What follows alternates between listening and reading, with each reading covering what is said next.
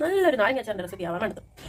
ഞാൻ ഇത് നാരങ്ങ നന്നായിട്ട് വെള്ളത്തിലിട്ട് ഉപ്പൊന്നും ഇടാതെ വേവിച്ച് ഞാൻ കഷ്ണമായിട്ട് നുറുക്കി വെച്ചിട്ടുണ്ട്. എനിക്ക് മുളക് ഒരുപാട് കഥ മുളക് ഒരുപാട് ഇഷ്ടമാണ്. ഞാൻ കുറേ കഥ മുളക് ഇട്ടിട്ടുണ്ട്. കുറച്ച് ഉള്ളൂ, 5-6 നാരങ്ങ കൊതി തോന്നിയിട്ട് എടുത്തത്.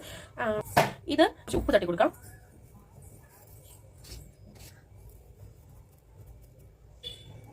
പൊടിയാണ് തട്ടണേ.